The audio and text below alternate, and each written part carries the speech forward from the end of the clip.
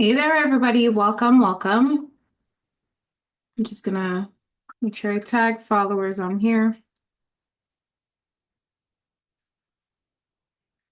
Hey there, everybody. Welcome, welcome. Ooh, feedback. All right, if you're catching me live, I want you to make sure you put hashtag live in the comments. If you are catching the replay, hashtag replay. I want to make sure that the algorithm is algorithming. It's doing its thing, okay? It's doing its thing. I just want to make sure it's doing its thing and people know that I'm on so Facebook can go ahead and tell more folks that I am on right now. Now, again, if you're here, hashtag live. If you're catching the replay, hashtag replay. Even you're watching the replay, Facebook actually pushes it. So if you didn't know that, that's why it's very important. If you are joining someone and learning from them on social media, like comment, because these social media platforms actually help when you comment and like and share. So thank you so much for being here. Thank you for catching this live. My name is Stacy Volsi with Savage Coaching and Consulting LLC, and we help nonprofit organizations grow their impact and revenue potential through strategic actions and capacity building. So if that's something you're looking for help with, definitely go check our stand store to see what services and products we offer to help your nonprofit organization get to the next level, especially if you're smaller, you're bringing revenue and you're trying to grow your staff, you're trying to grow in different ways in your organization, we may be able to support. So when I talk about capacity, I want to preface the topic with talking about the work that we do before we start diving into what I am intending to talk about. Because then I want to make sure that you do understand I do not come here to coddle you or to make sure that you feel safe about where your nonprofit is at, because you need to shake the tree and you need to understand that no one is coming to save you. It's up to you as the nonprofit leader, as the executive, to get the plan in place with your team and to get to work. Your job as a leader is to ensure that everybody on your team is on the same page and ready to take action on what matters. So definitely stay tuned if you want to hear more about that, because like I said, I do not sugarcoat it. If you have any questions or need any help identifying gaps in your capacity for your nonprofit, I do have a free capacity guide that you can just comment the word free guide in the comments and then I'll send you the link for that. But anyways, topic wise, I want to make sure you understand that you can't be sitting and complaining for too long. Like when I say sometimes it's very difficult for me to not comment on certain posts that I see, because then I see so many nonprofits or leaders out there complaining about what's happening, right? But it's just that. It's a lot of complaining. For what, right? You're complaining. What are you going to be able to do about it? Because then for me, like I've shared so many times, and a lot of you watching probably know this already about me. I don't like to sit in the funk. I'll sit in it if it's a funk that I have, but I'm still working on a solution. And that's what I want you to understand. You're a nonprofit. You can't be sitting as a leader complaining for too long. Like, yes, there was a funding freeze. Oh, my sister was calling. Let me shut that off. Yeah, there was a funding freeze and there were so many issues happening, or there's so many issues still happening. But when you sit there and complain about it, dissect it, and make a fuss about it, what's happening? Still gonna happen. But are you solving problems that you have? Because I really want you to think about that. And I really want you to start thinking about ways to change the way you process information and really become a leader who is actually thinking about the problems instead of just ruminating in the problems, if that makes sense. Now, There are so many ways that you can go about it. Now, first of all, like sometimes it's easy to just like say, okay, because then when the whole funding freeze was happening, like I remember people were posting, oh, 47 just did this, blah, blah, blah. And everybody was in the comments just like complaining about it. Yes, he did. Yes, he did. Yes, he did. Now what? Even though there was a stall to it, but now what? We're just gonna wait for it to happen again for us to freak out. How do you fix it? How do you make sure that something like that does not impact you? And that's the point of view I'm coming from. A lot of times people are making decisions or acting in a way that does not help them long term. And that includes nonprofit organization. Because if you have a nonprofit organization and a change of policy is going to affect you, did you do your homework? Did you even have a strategic plan, or did you even do a SWOT analysis to determine what possible things could happen in the future? Did you do that work? Hey, Danielle, nice to see you. So, did you do the work to figure out what possible impacts your nonprofit could have that you needed to get in front of? Because what's happening is a lot of nonprofits, yeah, we got this federal grant, we got the state grant, we got XYZ grant, we're good, right? But what happens when they take it away? Did you think about that? How are you going to fund the work that you were doing?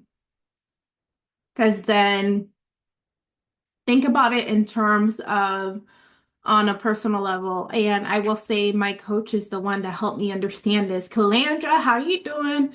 She helped me understand this, is that when we're living in a society where we're being told that there's inflation, we have to budget better. Okay, now we budget. Both of us make about like $40,000 a year, $80,000 a year, and the cost of living is $100,000 a year. Do you think budgeting is going to help you with that?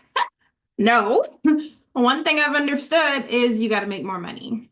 And it's the same thing with your nonprofit. Even if you're getting grants, you got to bring in more revenue in case something goes bad. And revenue for a nonprofit or money for a nonprofit should not be a bad word. I think people are using that to hide that they don't know how to generate revenue, right? You sit there and complain about things and like start saying, oh, we're a nonprofit, we're more focused on the impact and not the money. Can you feed the unhoused with no money? I want you to think about that. Because then I don't know who you're lying to. You're lying to yourself at this point, not me. Because I understand where we live. If you're based in these United States of America and you have a nonprofit organization and you're telling me money is not important, you're lying to somebody and you're lying to yourself, but you ain't lying to me. So I want you to like really understand that you need to accept that certain things are non-negotiable. And generating revenue for your nonprofit organization is a non-negotiable. So I'm going to tell you to stop sitting down and complaining for too long and get to work. Like recently, I dropped a 14-day playbook, the Nonprofit Funding Quick Fix. It's a mini course, right? It gives you step by step of what you need to be doing in your nonprofit on a consistent basis to start generating revenue. Now, if you have not been, if you don't know how to fundraise, this is a perfect playbook for you as it gives you the step by step of what you need to be doing. So I would strongly encourage you, let me find that link. I strongly encourage you, just go get your copy. Go get your copy because like it's $47 for the next 4 weeks, because then the actual price is $127. It's a mini course. So I'm launching it at $47 and I strongly encourage you to go get your copy. Let me get the link right now. Let me put it on there for those who know I can't talk and type at the same time. Nonprofit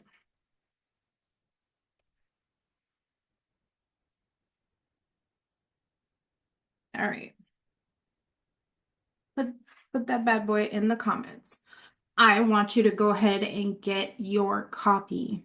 You like if you're not sure what you're doing in terms of fundraising and your nonprofit is really small, you need to get your copy. You need to get a step-by-step guide because it does provide a guide that you can follow to get to the next steps and to actually start doing the work at getting at fundraising and getting funding and seeking sponsorships. It even has templates for emails and social media, like posts that you should be making on social media. Like I've gone through a few of you's page. You say you're trying to grow your nonprofit, but all I see is sharing a post that don't make sense.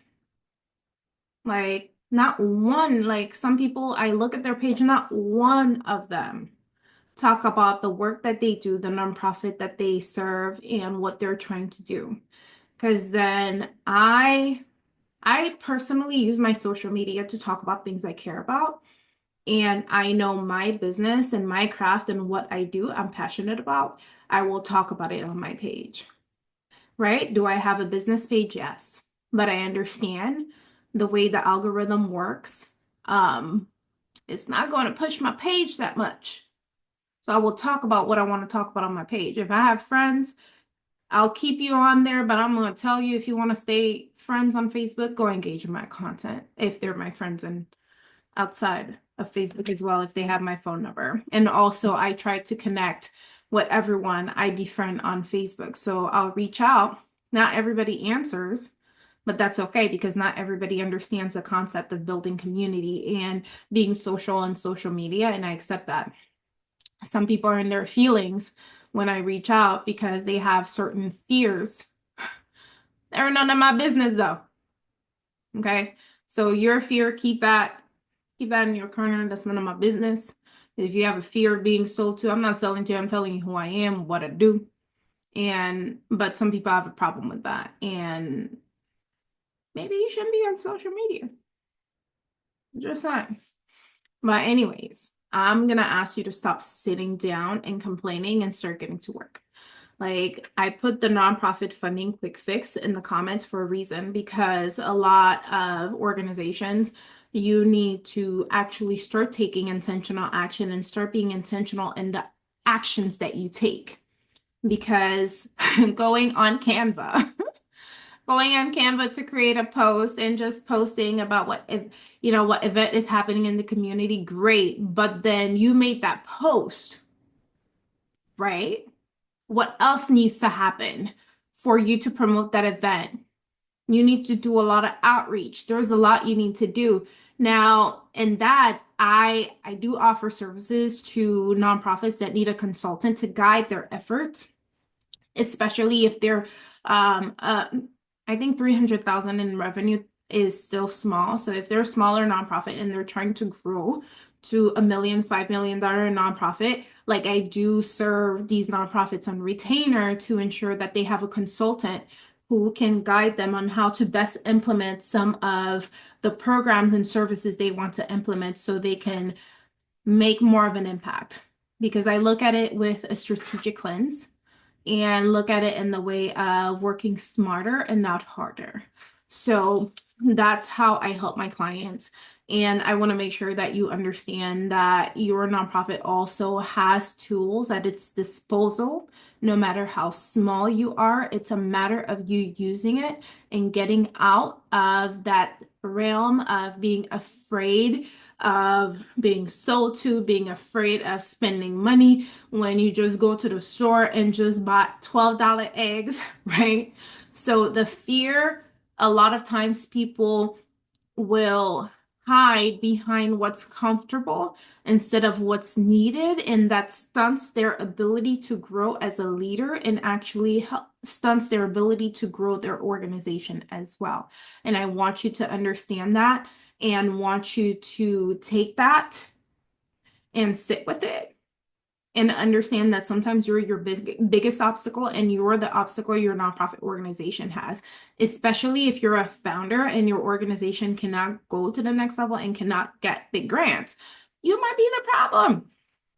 Okay, I'm just saying. I'm just saying, and sometimes you need somebody with an objective point of view to come in. And if you're not ready to listen to anybody telling you that, you need to sit back and you need to stop trying to control everything. If you're not ready to hear that, maybe you're not ready to go to the next level. You may get to the next level by doing the work that you're doing, but what's going to happen is burnout because you want to control everything and you don't see it as a nonprofit that it really is. You see it as your baby. And that's the thing. Too many leaders, founders see nonprofit as theirs and not really what it's supposed to be because the nonprofit organization does not have an owner. It has a mission that's supposed to serve a specific audience and community. And the leaders in that nonprofit are supposed to come together and make a decision and supposed to lead and govern that nonprofit so it can become an impactful organization. But if you're not willing to listen to anybody about how to do a better job because you think you know how to do a better job, nobody can help you. I'm sorry. But anyways, I'm just saying, I'm just sharing my 2 cents because the amount of, and for me, it's especially the smaller ones, the smaller organizations, they're focused on the wrong things. The ones that are making less than 200,000, they are focused on the wrong things, which leads them to have more problems than solutions, right? Because shiny object syndrome is a thing. I really want you to get it is a thing. So get up, shake it off, get help. If it's funding you're trying to get, an influx of funding, a quick cash injection, because remember, you're a business as well. Go get the nonprofit funding quick fix playbook. It's a 14-day playbook with like a 5-day action plan that you can follow. If you don't follow it, that's up to you, but it's there for you to follow for a reason. Get the playbook. Okay. Now get the playbook and then check in with me in a month of you consistently taking the same action and let's talk. Because then, yeah, the ones that are ready, book a strategy session with me. It's a 90-minute session where we focus on actions that you can take right now to strategic actions to get to the goal that you're trying to get to. Those are $597 and I only have 2 spots left. So go ahead and book a strategy session so we can get to work and get your nonprofit where it needs to be because it's about time. But anyways, I am about to hop off. Today's short. I'm a little tired today, but I wanted to make sure I come in and talk to y'all about this pattern I'm noticing in some Facebook groups and some communities on here where, well, since I'm live on Facebook, where people are doing more complaining for the nonprofit industry than actually coming up with solutions. And I'm not about that. We're not going to sit down and complain and talk about how our hair is falling out, how the funding is frozen, how people are not getting the help they need. Yes, how are we solving that? What are we going to do? Are you networking? Are you part of any philanthropic groups? Like, think about all these things. So anyways, that's my 2 cents for today. I'm gonna hop off and get the playbook in the comments or DM me that you want the playbook and I'll send you the link. Send me an email at stacy@stacyvolsi.com. It's pretty easy email, or support@stacyvolsi.com and I'll send you that link. But anyways, I hope you have an amazing day and talk to you soon. Bye.